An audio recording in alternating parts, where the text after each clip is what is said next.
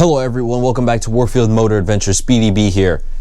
Got the 2021 Kawasaki KX450 here. We got a little bit of maintenance to do on it. Let's get started. So, you're probably wondering, what maintenance do we have on this thing? Well, kind of comes with the valves. I want to check the valves. I think it's about time now, since getting the bike, 20 hours of riding, and we haven't checked the valves even when we got it. Just assumed it was good. That's what we were informed.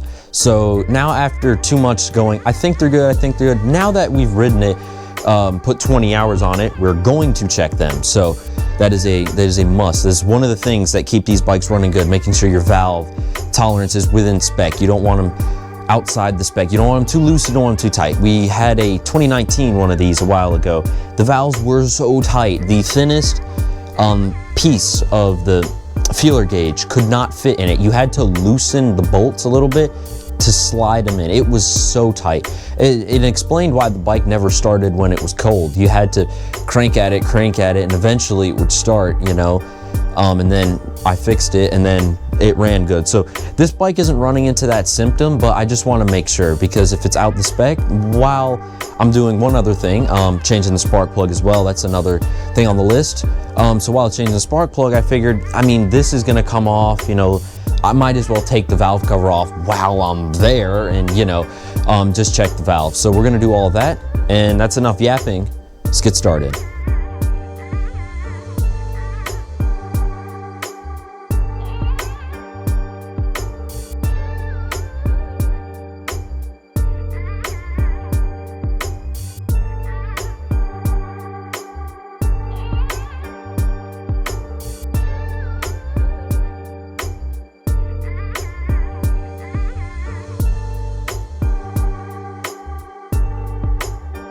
All right, everyone, so now that taking the side plastics off, we've taken all the other stuff off, we're gonna pull the tank off here. Now I've already kind of started just to scope things out. I just had to unloosen a few things on the tank side, but I'm gonna explain through that now. So there's multiple ways you can do this, right? You can obviously take these shrouds off. That kind of, depending on how you do it, makes it easier, but it also makes it easier to just leave them and not have to deal with them. So first you're gonna lift up and you're just gonna kind of slowly work it around. Now the fuel tank, what I would recommend, so there's a red clip in here, and I'll show you guys that once we get this off, and I'll do that, but there's a red clip in here. You're gonna loosen that, and then you can pull the fuel line off. Actually, I don't have, actually, hold up. Let me get let me get some shop towels in case a handful of gas spills out. Shouldn't be a lot, but that's what the guy says that floods his area with gas. So I'm gonna, safety precautions here. Watch this. So getting that back up, sticking this in there. All right, hold that. And let's just pull it off. I think I'm pulling on the wrong thing. Yeah, entirely. I was almost about to get it. There we go. Oh, all right, so a little bit dripped out. It's not the end of the world, I guess.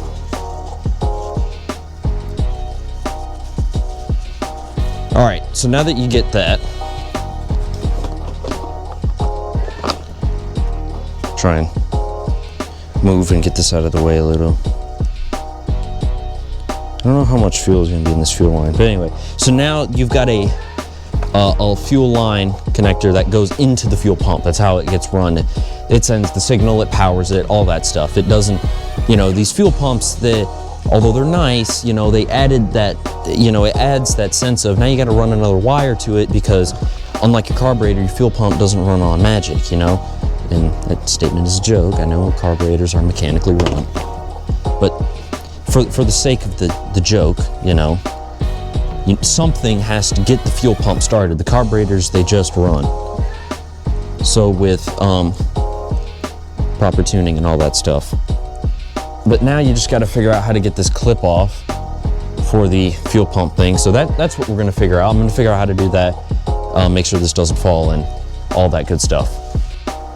All right, so once you end up getting all that, you get the wires off and all that stuff, you get the fuel pump unplugged, you can pick this bad boy up, walk away with it, just like that. So, next thing, where is it? Right here.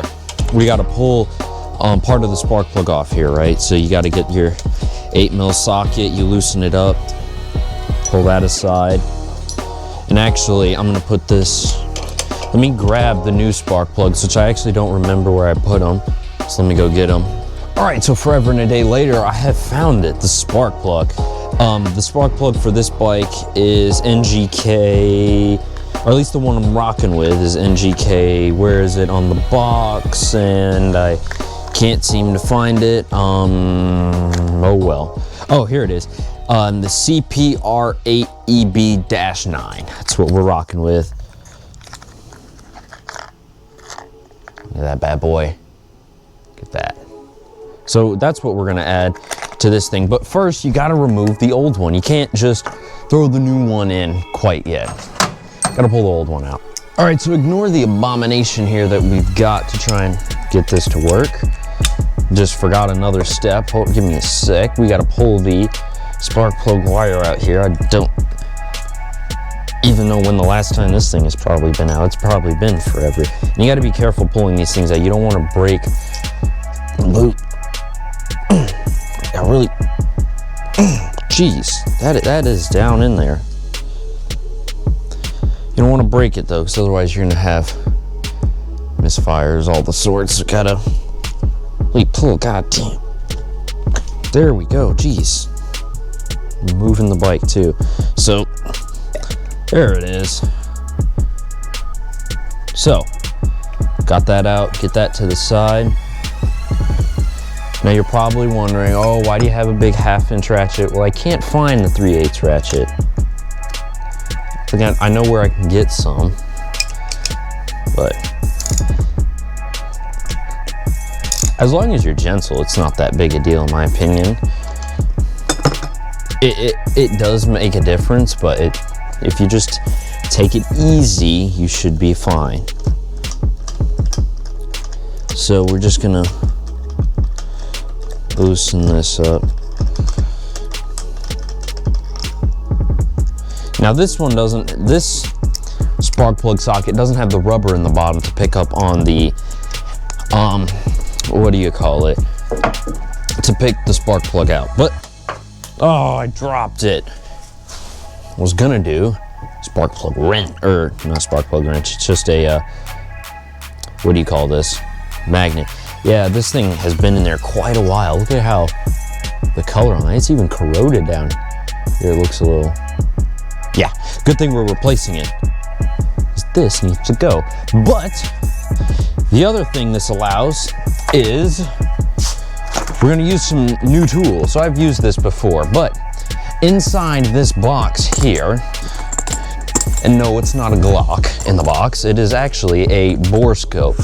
So you take, the screen shows up and you take this little camera and you stick it in the hole of something that you can't really look through. So that's kind of basically what it does. And it's got a light on it and everything. We're gonna use that to look in the hole of the spark plug here to kind of gauge and see what the condition of the piston is like. You know, that's gonna tell me with this bike sort of what the internals of the engine are without actually taking it apart. But also the other thing with that is how close are we on a piston change? Does it look as if it needs to be changed by the end of this year? Because I don't know how much more dirt riding we're gonna do, or riding in general for that matter. And even if like I could just, you know, ride something else. So we're gonna just check the condition of the bike and make sure everything looks good. And if it doesn't look good, then we're gonna limit the ride hours on this bike just until we get it fixed and things replaced. So we're actually gonna put the camera up on the bar up here. I'm just gonna remove this and we'll mount up to it, and then we're going to use the bore scope and we're gonna look in there. So let's get it. All right, so we're here. Sorry that I'm holding the lav mic in my hand. I was getting tired of it jiggling on my shirt, but we're here with Dad. We're here with the this thing here, the bore scope. The Tesla bore scope, straight from China. Hey, like these DJI mics. Right. And like everything. But that's beside the point. Let's not get too in deep in China. But what we need to be concerned about is this beautiful Japanese-made machine here, and what's down there in that hole, which in that hole hides the piston, which will tell us a lot about the life of the engine. Dad, what do you have to say on that?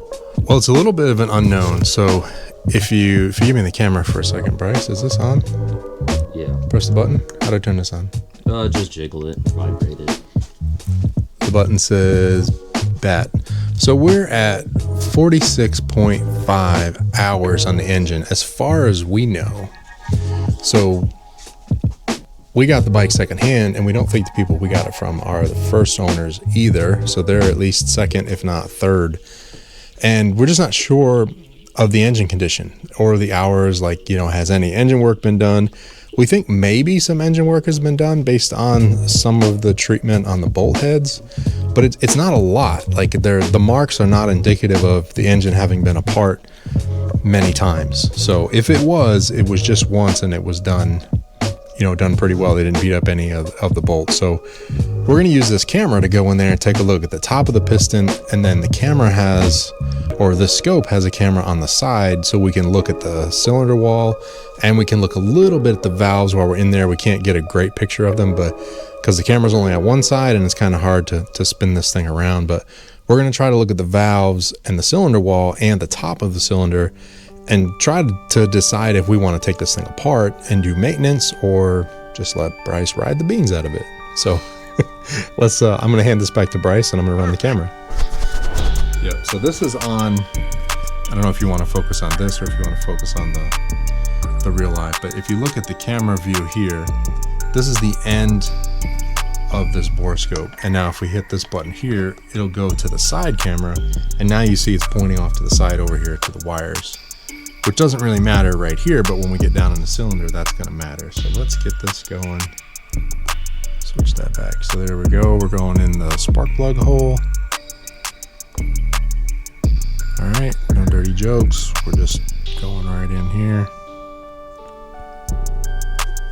Now, a couple things I noticed. We've already had the scope in here. Stuck. No, I keep forgetting it's a mirror image. Oh, it's bent. Let's see. It just barely fits through there. So this was the first thing we noticed, and Bryce and I have a debate as to whether that's too much carbon. Like, does that cylinder indicate, this is due for replacement, or is that just like normal carbon? If you look up here to the top, there's a little bit of, I guess, buildup, you would call that, but I don't know. I don't think this is that bad on the surface until we look a little deeper. So let's take the camera on down, and this isn't what we're trying to look at, but when I get it down here, I'm going to switch it. Now I have questions. So now we do see some crosshatch in the cylinder, so it's, it doesn't look too bad, but we see some vertical lines. But this is my concern. Why is there so much oil in this piston, or in this cylinder? This bike was started yesterday? A couple days ago? Yeah, at least. Within a week, though. That is a lot of oil on the cylinder wall for a bike, that's been run recently. So now we can kind of come up with the side camera. We look at the valves a little bit. This is going to be hard to really tell, but one of them's opened. I don't see any damage there. The carbon in the top of the head doesn't look terrible. I can try to rotate this a little, Bryce, and see. This cord is very rigid, so it's hard to turn it. Yeah, maybe I can go this way with it towards the valve.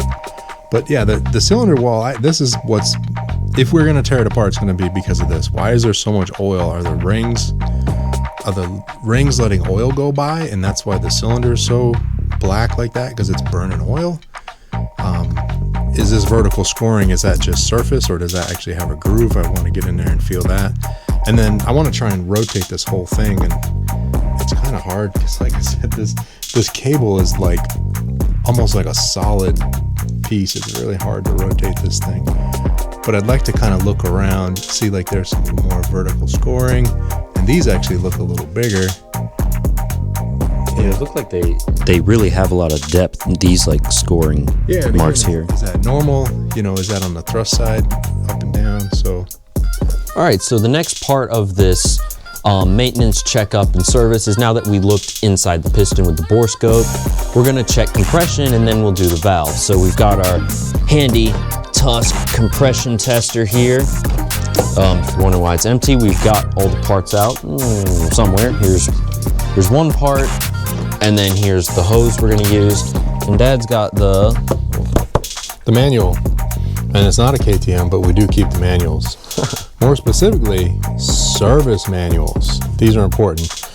Way more than your owner's manual. This is going to tell you not only maintenance and specifications for the bike, but how to do some of this stuff.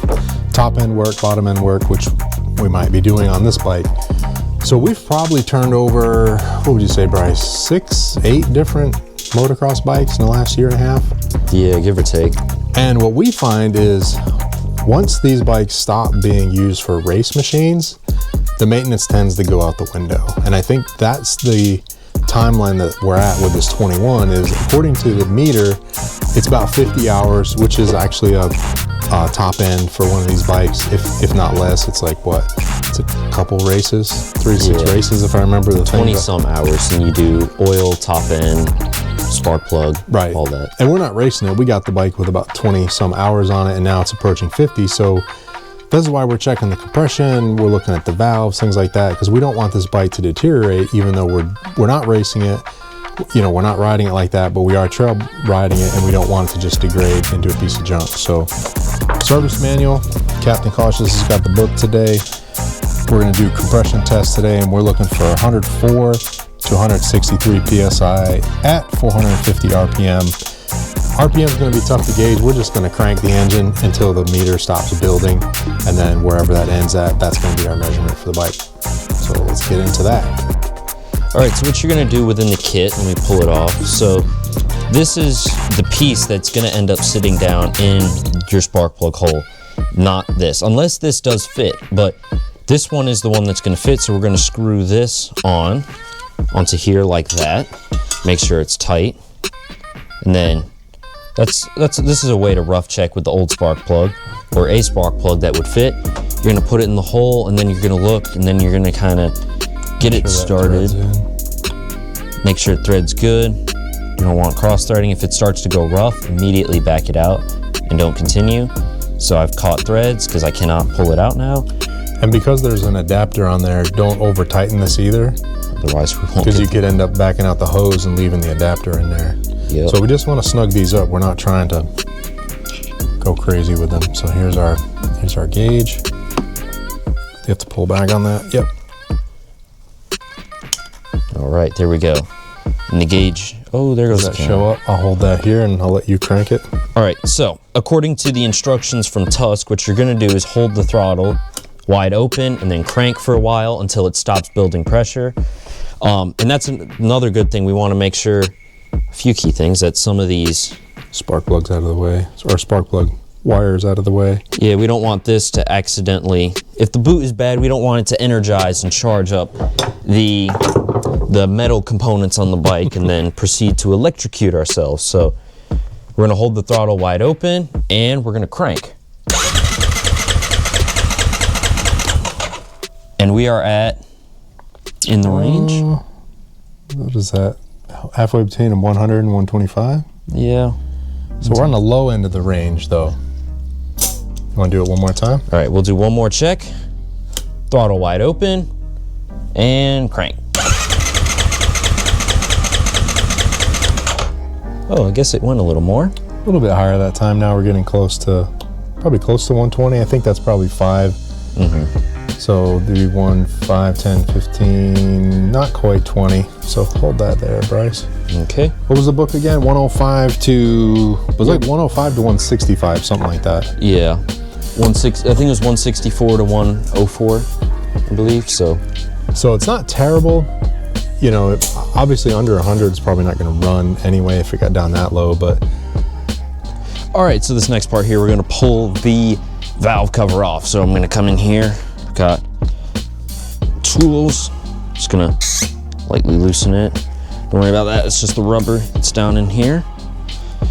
squeaking and squawking. So what I'm basically gonna do is I'm gonna check the valves. I've got the feeler gauges out and ready. We're gonna check the valves. Camera angle looks a little low.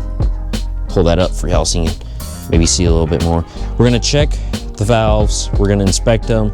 We're gonna put the shims in. I don't know how much of that will actually be, well, I'll record as much as I can because the valves is a very, you know, it's time consuming. It'll probably just be thrown up as a time lapse, but so that y'all can see what's going on, and I'll explain it after, kind of thing. So now is where we're gonna wiggle this. There it goes, it's jiggling. Now is the fun part of figuring out how to get this around everything to get it off. That's always fun. So just gotta pull and move and yeah, see, because this bundle of wires here is the biggest issue. It's what I had, I believe, almost a year ago now when I was working on the 19. I'm trying to get this piece out, but I can't seem to do dots. So we're just gonna move that down there, try and get that out of the way. But when I was working on the 2019, one of these, KX450, we had that after the 2-stroke. So that was, for a little context for those who don't know, that bike, when we got it, it was hard starting. It was not wanting to really start. Ended up realizing the valves were super tight. And when I mean super tight, like I mentioned that earlier in the video, you know, you couldn't stick the smallest feeler gauge in it. I believe I mentioned that earlier in the video. Hope I did.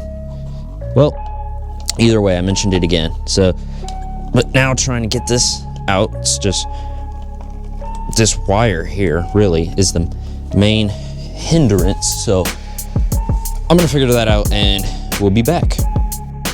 All right, guys, so something we've got here, got a bit of a dilemma. I checked the, well, I wouldn't say dilemma, but the valves are tight, but only on the exhaust side. So I checked on the intake side, and I took a 0.08 millimeter feeler gauge and fit in pretty good. I went up to 0.09, that was good too.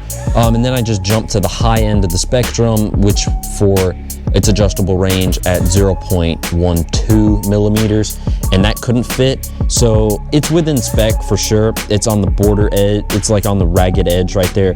So we may drop these, I don't know, but this I can't get in. This one is actually a feeler gauge that's out of spec, just by a little bit, but still out of spec, 0.13 millimeters, and I can't get it in here. And then I tried a little smaller and a little smaller, and eventually I got smaller ones that actually fit. So this is, I'm not exactly sure which ones, but this is, regardless, this is out of spec, and it's supposed to be between 0.14 millimeters and 0.18 millimeters. So the exhaust definitely needs to be adjusted. We need smaller shims. May drop the shims a little bit on the intake side just so that both of them are fresh and ready to go. So it's very boring doing all this, so there's not much I can do talking over it. So we're just gonna throw it in time lapse and, you know, throw some cool music over it, and then you know, update y'all when we get it done.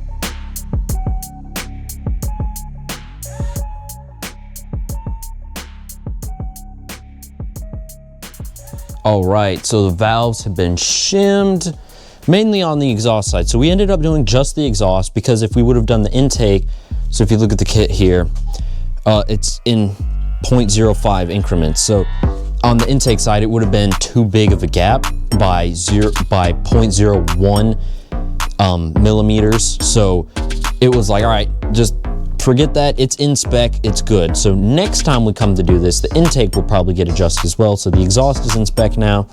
I made sure it was perfectly in time. So you can see it might be hard to see, but the line, the 2 dots up there, so it's perfectly in time, and I like to make sure of that. I want these things to be perfectly in time, right? I don't want any sort of, you know, well, you know, kind of that, right? You know, I want it perfect. Perfection is what I'm chasing with these things, right? That's just kind of the thing. That's the way they run good, is you got to get specs wise, you got to make sure everything that has a tight tolerance, you get it perfect. So kind of one of those things with that, and that's kind of why we end up keeping these bikes, and they stay running good, because what ends up happening is we take such good care of these bikes that, you know, we don't have to at times worry about like it blowing up or things of that such nature. So we're going to cut to a time lapse, we're going to finish putting it back together, and then that should be it for this video.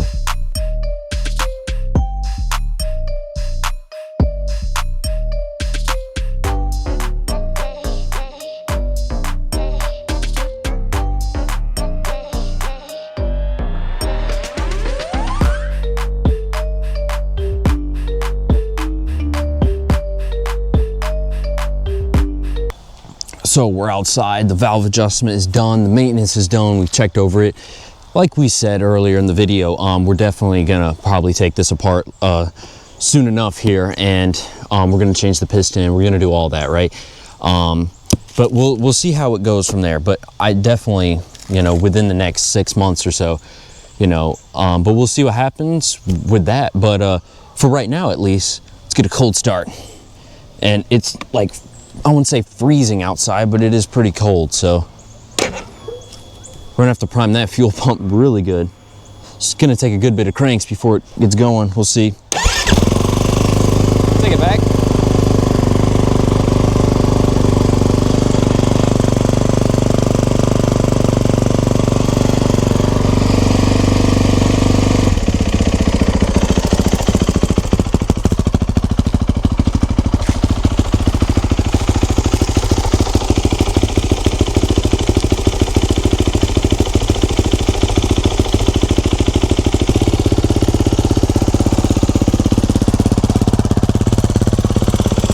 That idle's raised up, let's get it.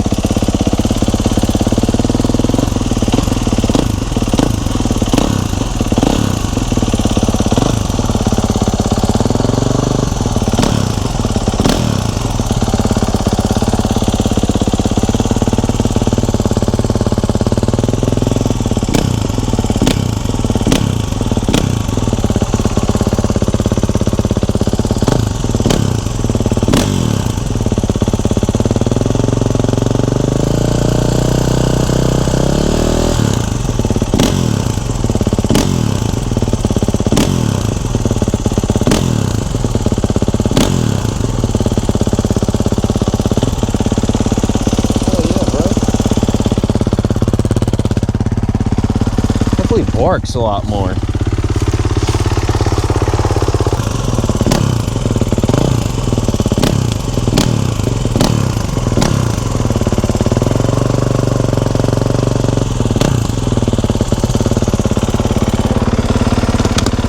one's great. I love it. It's not leaking anything, I hope.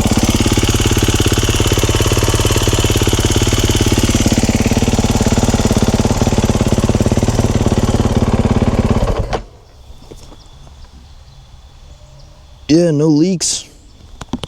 Good. All right, guys, so that's the end of that. Concludes this video.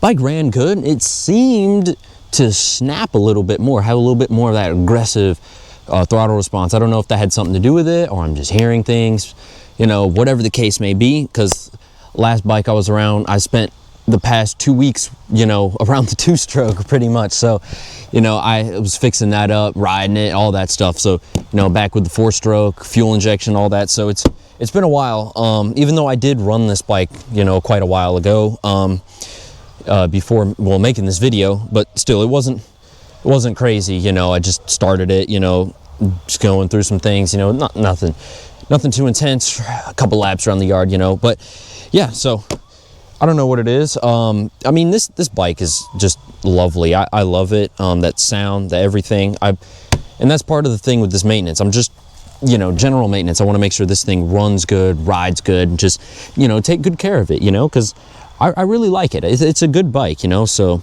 just, you know, you just got a problem with these, well, I wouldn't say problem, just thing with these motocross bikes. You just got to keep that maintenance up, you know, and this is definitely one of them. And now knowing what else it needs too, like, kind of seeing that. So, but yeah, that's a wrap for this video. Hope you enjoyed.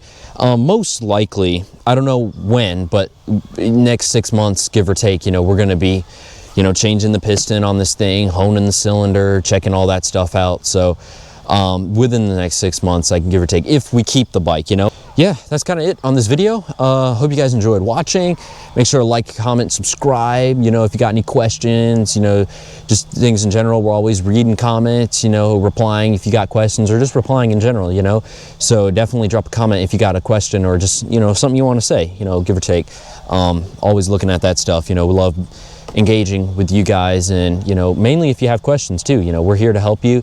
If you got questions, concerns, all that sort of thing, good thing. So that's it here. Warfield Motor Adventures, Speedy B here, signing out. Remember, ride safe, enjoy every ride. Peace out. See you in the next video.